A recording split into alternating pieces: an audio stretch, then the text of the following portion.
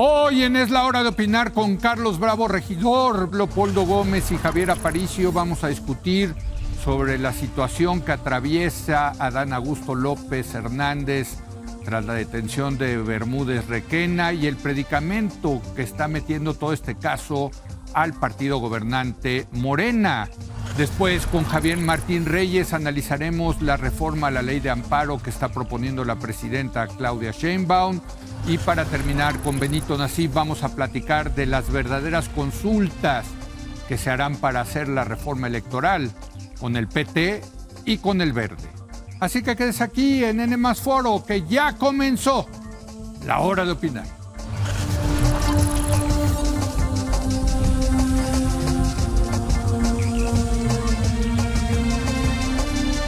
Muy buenas noches. La presidenta Claudia Sheinbaum dijo hoy en su conferencia matutina que el caso de Adán Augusto López Hernández y su relación con Hernán Bermúdez Requena, presunto líder del cártel de la Barredora en Tabasco, le corresponde a la Fiscalía.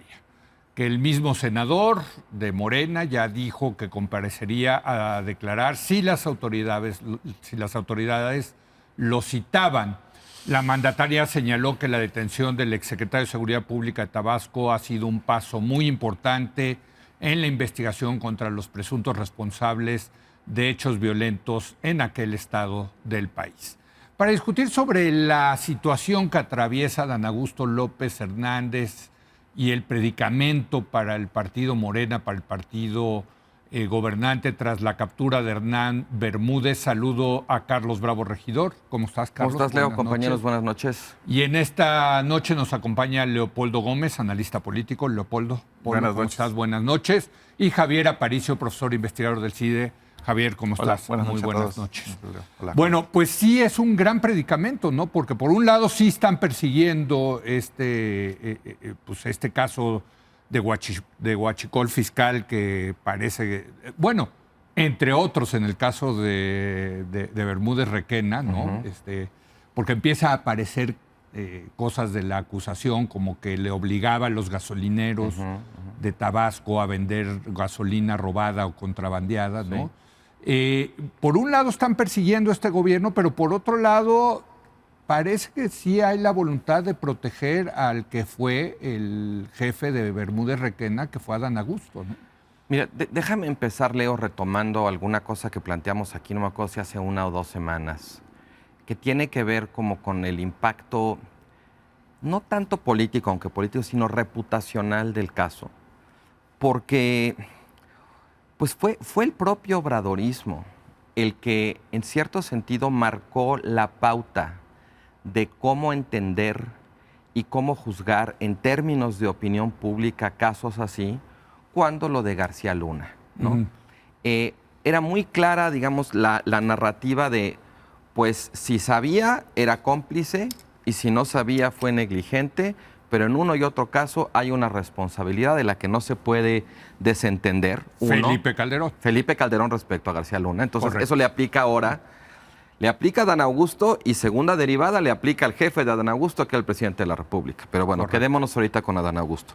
En segundo lugar, yo recuerdo también que en aquel caso hubo un muy deliberado afán de desdeñar si había o no había pruebas que realmente incriminaran a García Luna, o si las había, pues de qué calidad eran realmente las pruebas. Toda la cuestión sobre el debido proceso, si se estaba cumpliendo o no la presunción de inocencia, y se explotaba mucho la falta de credibilidad del sistema de justicia para realmente adjudicar en un caso como este. Y en tercer lugar, creo que aquí se le voltean a la coalición en el poder, y particularmente en el caso de Adán Augusto, pues todas las propias descalificaciones que la llamada 4T no se ha cansado de lanzar contra el sistema de justicia, incluso muy recientemente, la justificación de que se expulsa o se extradita a capos a Estados Unidos porque acá no tenemos la capacidad de procesarlos.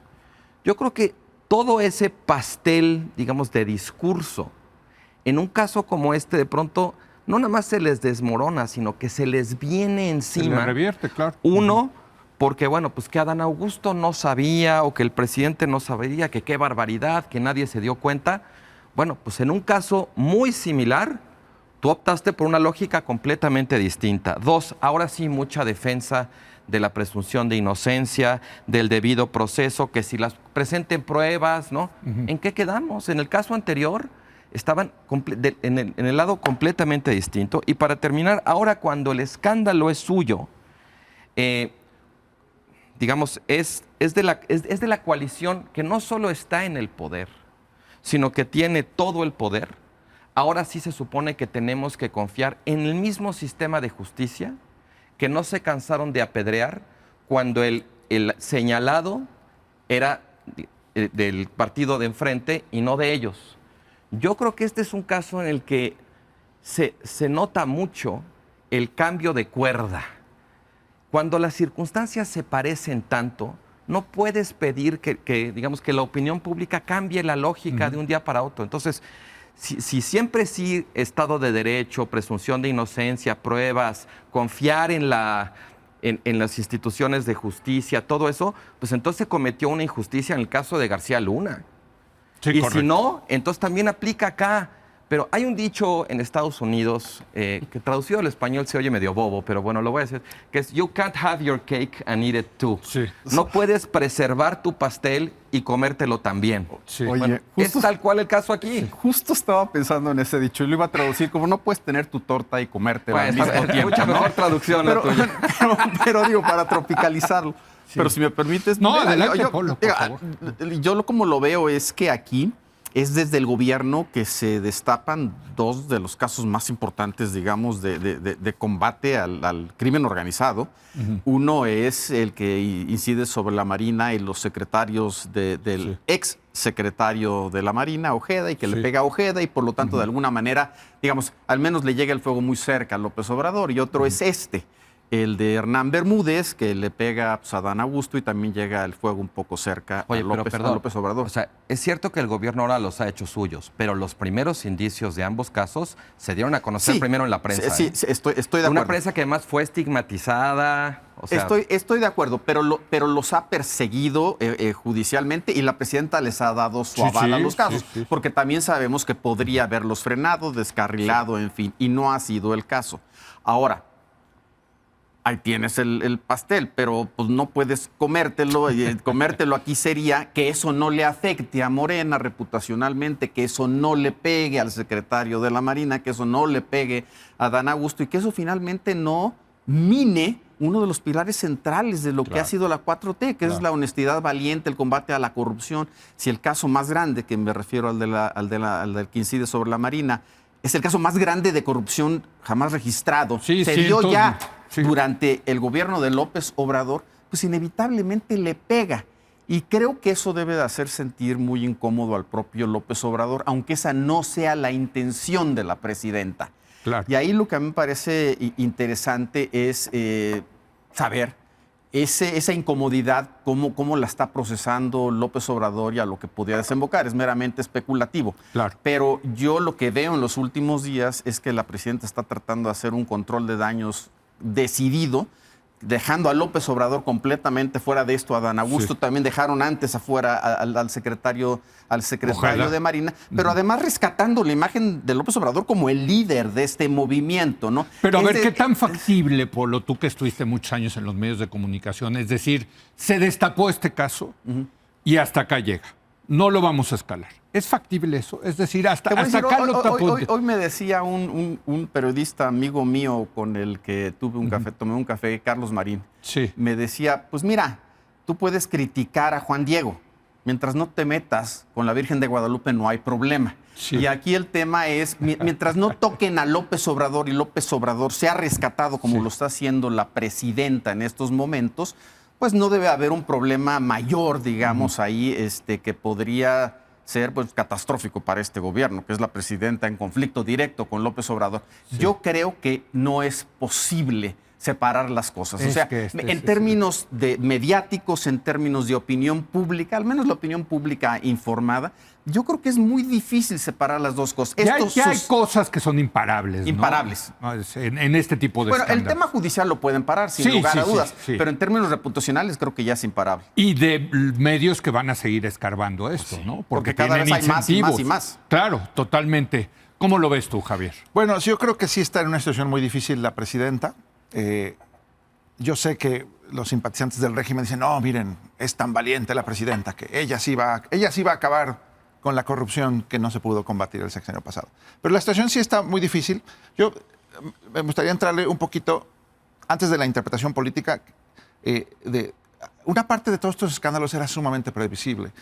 La máxima concentración del poder tiene muchas ventajas, ¿no? Puedes construir un aeropuerto en 1 año y un tren medio a medias en 2 años, pero tiene la desventaja de que te quedas sin pretextos. Dices, bueno, si todo el poder es tuyo, ¿qué haces ahora con los escándalos de corrupción conocidos? ¿No? Entonces, a mí no me sorprende que en el sexenio de Obrador, en el que hubo esta gran concentración del poder, mínima rendición de cuentas, se extinguieron mecanismos de vigilancia al poder, ¿no? El INAI, el debilitamiento del judicial, etcétera. Incluso recordemos que la reforma judicial no tocó a la fiscalía. Entonces, Sheinbaum ahorita está apelando a los buenos oficios del fiscal que le heredó López Obrador. En fin, a mí no me sorprende que haya habido corrupción escandalosa el sexenio pasado. ¿Acaso me sorprende que no haya tenido un mayor costo político en las elecciones recientes, ¿no? O sea, el sexenio pasado empezamos con Segalmex y ahorita nos estamos enterando de la magnitud del tema del huachicol fiscal, el tema de Tabasco, de la barredora. Entonces, para mí sí es paradójico. Prometieron barrer de arriba a abajo y esa escoba se volvió la barredora. Y para mí es paradigmático que este escándalo ocurra en Tabasco. O sea, ¿cómo eludes responsabilidad en tu entidad natal? ¿no? Claro. Pero bueno, ahora, ya en la coyuntura actual, sí está muy difícil para la presidenta el caso. Qué bueno que decida enfrentarlo. Pero yo lo que me pregunto es, oye, ¿es plausible argumentar que estos son los únicos casos de corrupción? El tema del huachicol fiscal y el tema de Tabasco. ¿Cuántos escándalos hubo? Lo del Tren Maya, por ejemplo. No, porque exacto. Sabemos que entonces, se le entregaron muchas tareas a las Fuerzas Armadas, ¿no? De infraestructura, proyectos estratégicos. Y entonces tenemos que pensar que solo hubo unas manzanas podridas en el tema de los hidrocarburos. Si ahora tenemos dudas sobre lo que hicieron los gobernadores de Tabasco, bueno, nos falta el de Tamaulipas, nos falta el de Sinaloa. Entonces, yo sí creo que la presidenta está intentando hacer un corte de caja, decir, bueno, voy a impulsar investigaciones en estos 2 frentes y tratar de hacer un corte, como de aquí en adelante ya no. Ahora, en la lectura política también veo el otro elemento, que no sabemos si esta es la voluntad de la presidenta que quiere marcar su línea, o si es una forma de negociar con el gobierno de Estados Unidos. Las dos cosas no son excluyentes. Estados Unidos te puede pedir resultados, cabezas grandes, y la presidenta de lo que tiene, de la baraja que tiene, escoge, ¿no? Escoge. Y dice, bueno, pues veamos el caso de Tabasco y veamos el caso del huachicol fiscal. No creo, difícilmente deben ser los únicos casos. Pero puede escoger, por ejemplo, a Adán Augusto, pero ¿cómo va a reaccionar Adán Augusto? Exacto. O sea, ahora, Adán Augusto también podría tener incentivos para escalarlo. Claro. O sea, si me voy yo, me llevo a varios. Exacto.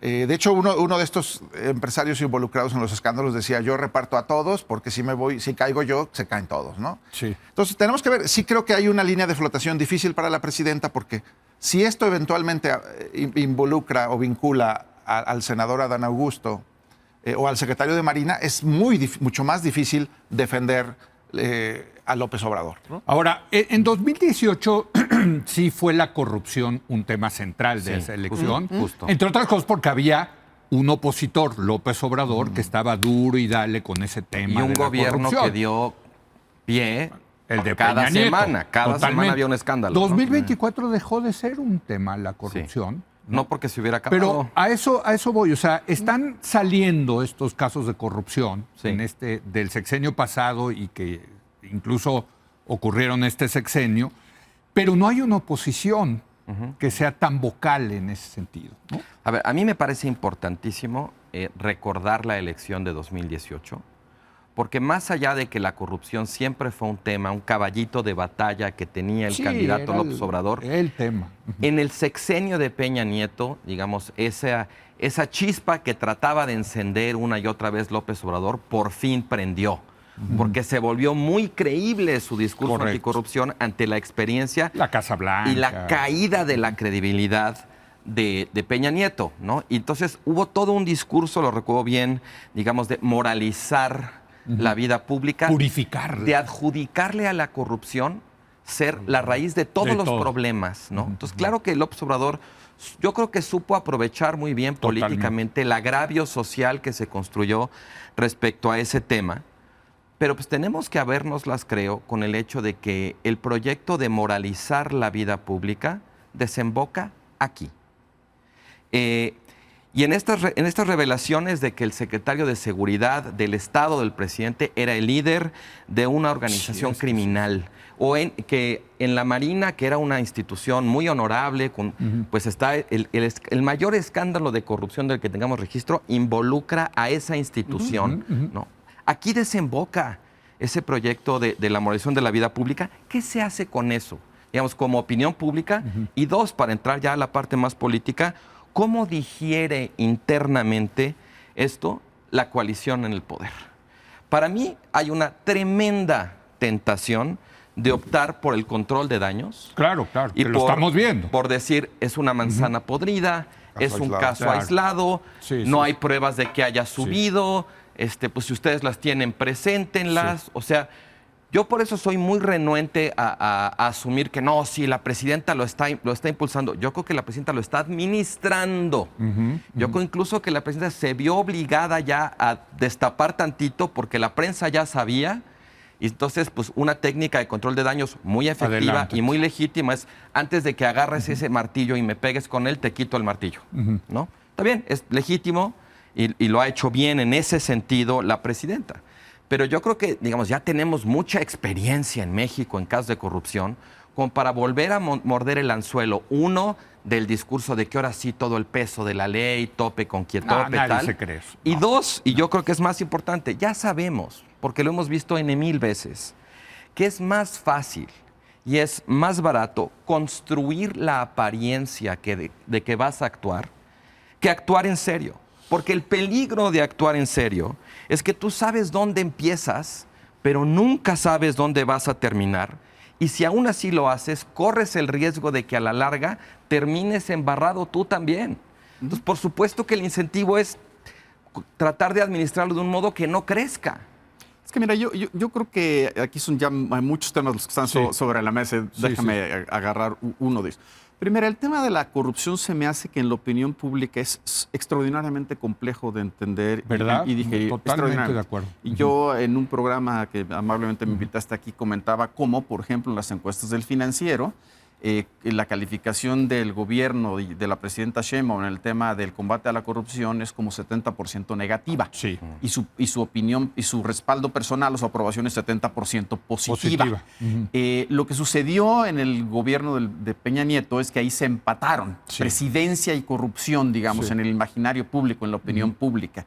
Con López Obrador no es así. No. Es decir, hay un tema de que hay mucha corrupción, a lo mejor tanta como antes, pero el presidente no está metido en esto. Y creo que es lo mismo sucede con Sheinbaum. Entonces se separa. Y como la corrupción no es un tema que se te mete directamente a la cocina, digamos, tampoco es un tema en el que sobre el que normalmente se dirimen las elecciones. Lo fue en 2018, uno de los temas. Pero ahorita no está siendo un tema relevante. Es decir, creo que le haría mucho más daño a la presidenta, le puede hacer, digamos, el estancamiento secular de la economía mexicana o una crisis económica que un tema de... Pero no lo ves en el 27, por ejemplo, no en la lo veo. próxima elección. No lo veo. Yo tampoco lo veo ahorita. Porque tampoco veo quién del otro lado, como tú decías, o tú del lado de la oposición, tiene legitimidad. Ahora sí que quién puede tirar la piedra, ¿no? ¿Quién es el primero que se atreve a tirar la piedra? Yo no veo que ese tema por sí solo mueva a los electores en este momento, sumado a otros temas, podría ser, digamos, un cóctel explosivo, pero Pero entonces en ese sentido sí lo puedes administrar. Sí lo puedes administrar, pero ahí vemos a otro, en otro plano, y es lo que decía Carlos. Lo que sí creo que es muy riesgoso para la presidenta es que no solo cómo cortas hacia los lados, sino cómo cortas hacia enfrente. ¿Hasta dónde llevas? ¿Hasta qué nivel? O hacia arriba. ¿Hasta qué nivel llevas esto? Y si decides cortarlo en cierto nivel, porque ya no quieres que suba más Adán Augusto, Ojeda, ya no digamos López Obrador, pues ahí la presidenta también de alguna manera queda expuesta a la acusación de encubrimiento. Claro, de tapadero. Y sea real o no, esa acusación se va a generar. Y se va a generar en México o en Estados Unidos. Habrá quien en Estados Unidos diga, es que no hicieron esto y esto y eso, y por lo tanto hay un encubrimiento. Es decir, ya que transitas esta ruta, abres una caja de Pandora que no sabes para dónde te va a saltar. Entonces yo veo que la situación de la presidenta es compleja. En ese sentido, en términos de lo que le sigue en el futuro si decide, digamos, toparlo. Y dos, también, es compleja en términos de su relación con López Obrador, aunque ella claramente no quiere lastimarla. Hablando de cajas de Pandora, ahorita me vino a la mente, y es un episodio que nos tocó vivir a todos, cuando Ernesto Zedillo abrió la caja de Pandora con el hermano del expresidente Salinas. Y Salinas, sí recordarán, se fue unas horas a una huelga de hambre, ¿no? Y decíamos todos, ¿dónde va a parar esto, no? Bueno, y lo pararon, ¿eh? O sea, sí tuvo que haber como control de daños para tratar de que esto no se saliera, sobre todo en el contexto de una crisis económica, ¿no? Probablemente también ese control de daños favoreció a Zedillo. Zedillo obtuvo algo que quería hacerle saber al presidente Salinas de lo que era capaz y ahí ya. Pero Salinas también obtuvo efecto. que no escalara a él, ¿no? Sí, claro. Creo que era... Yo creo que Salinas en algún momento sí pensó que podrían ir contra él, ¿no?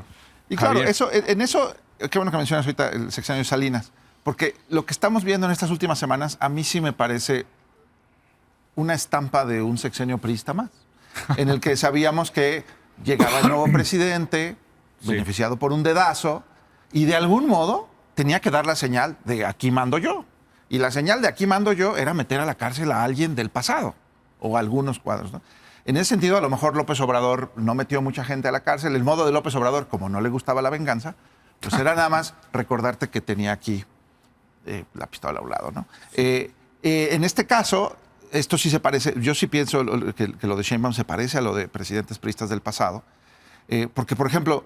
Si ves que se está diferenciando la presidenta o tratando por lo menos de diferente a López Obrador, ¿no? En su relación frente al crimen organizado. Eso es cierto. Y también creo que es posible que estos escándalos de corrupción le estorben a la presidenta, pero de algún modo atacarlos o atenderlos es una forma de ella de marcar su señal de pues aquí mando yo. Lo que yo no veo es que ahora se esté construyendo un Estado de Derecho. Eso es lo que nunca ocurre, ¿no? Llega un gobierno, llega otro, hay algunos ajustes de cuentas por algún lado, y lo que nunca se produce es construcción de... A la priista, como decías, no disminuye a la la priista. impunidad, Sí. no se construye un Estado de Derecho. ¿Por qué creo que eso no va a ocurrir? Bueno, pues se acaba de desmantelar el Poder Judicial y los mecanismos con los que antes podíamos vigilar mejor al gobierno, como era el INAI y otras cosas, ya no existen. Por ejemplo, cuando se estaban haciendo las reformas del Plan C, yo sí me preguntaba si una lectura muy simple, la del presidente se enojó porque la ministra Norma no se levantó el 5 de febrero y desmantelaron el Poder Judicial. Esa era una lectura, creo, muy de boba. hígado. Porque a mí lo que me preocupaba del Plan C, que en su mayoría ya se aprobó, es que también es el diseño perfecto para maximizar la impunidad. Es de, el gobierno de la República no va a volver a perder un amparo. El gobierno no va a volver a perder una controversia constitucional, una acción de inconstitucionalidad. Aquí mandamos nosotros, legislamos nosotros. Y creo que ahorita estamos viendo parte de las consecuencias. Si tú eliminas la rendición de cuentas de un gobierno democrático, pues es cancha libre para la corrupción. Pero también a la presidenta le sirve, ¿no?, estos lances. Ahora la presidenta tiene que confiar en el fiscal Gertz Manero, para también López Obrador le heredó un montón de candados y creo que los operadores legislativos como Monreal y Adán Augusto eran unos de ellos. El hijo del presidente en Morena era otro y otros casos más. Entonces yo sí creo que ahí la presidenta puede actuar estratégicamente y escoger algunos de estos casos y decir, bueno, entre que son peras o manzanas, tiene que quedar claro que aquí la que manda soy yo.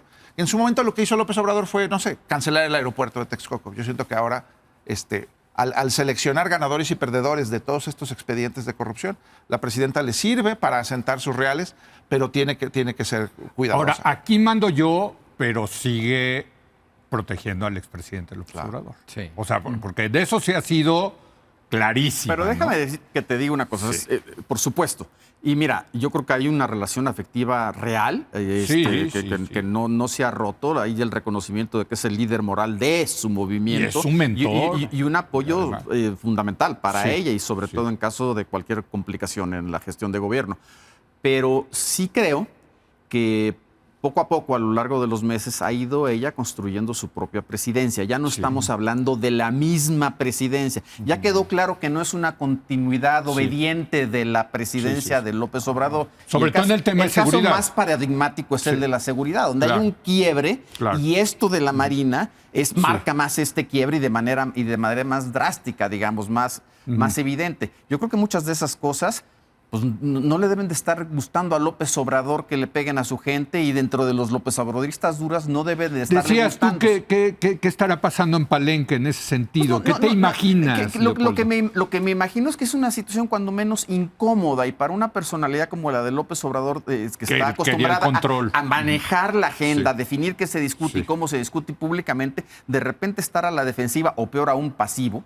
Pues debe ser muy incómodo. Pero mi punto es que aquí sí veo un poco en concordancia con lo que tú decías, a la presidenta que poco a poco establece una presidencia distinta. No quiere decir de ruptura y no quiere decir que eso sea lo que está buscando, aunque puede ser que eso es en lo que desemboque eventualmente. Exacto.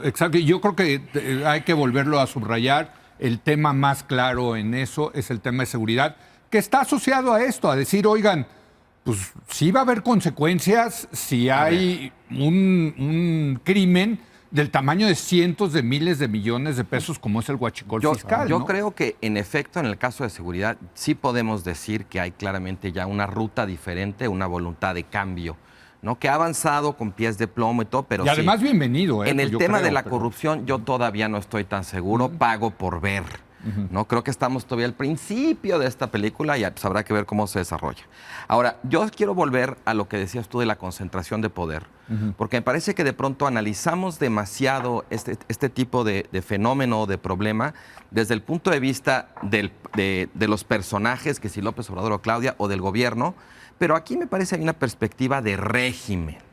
Y en un régimen con tanta concentración de poder, que no tiene que estar concentrado en una persona, está concentrado en la coalición, los límites se vuelven de chocolate. Y claro que hay un manto de impunidad para quienes apoyan. De hecho, la corrupción en todos los regímenes, pero particularmente en los regímenes con tentaciones autoritarias, la corrupción se vuelve una forma de reclutar y una forma de construir apoyo. Vente conmigo, no la hagas de tos, te pongo aquí, te dejo que hagas tu negocio y todos contentos. Por mucho tiempo fue el caso en China, ¿no? Al grado de que finalmente Xi Jinping estaba tan generalizada la corrupción que Xi Jinping dijo, ¿saben qué? Ya nos está costando demasiado, va para atrás, usó eso para hacer purgas de sus rivales y todo, pero llegó ya a un límite. Entonces, sabemos que esto pasa, ha pasado en otros lugares. Sabemos además, como decía Javier. Pero lo que no sabemos es qué tanto repartieron, por ejemplo, dinero, por ejemplo, en el tema del huachicol fiscal para apoyos electorales. Se habla mucho de eso. Ok, pero lo que sí sabemos es que se construyó un entorno habilitante para este tipo de negocios. O sea, a ver, primero, se desmantelaron o se desactivaron instituciones dedicadas a hacer auditoría, a escrutinio, exigencia, vigilancia. Se estigmatizó a cualquier medio de comunicación, prensa, plataforma, que investigara y que le sacara trapitos al sol. ¿Cómo se atacó a las organizaciones de la sociedad civil en términos de su legitimidad o quitándoles el estatus de y el uso de las Fuerzas Armadas con objetivos de opacidad, ¿no? Todo esto, muy importante. Exacto. Entonces, todo esto también te dice, oye, esto no es casualidad. Esto es el desenlace lógico de una política de desmantelar los límites, los contrapesos, los controles, y pues claro que qué pasó con la corrupción, con la complicidad, con el crimen, con todo eso, pues se desbordó.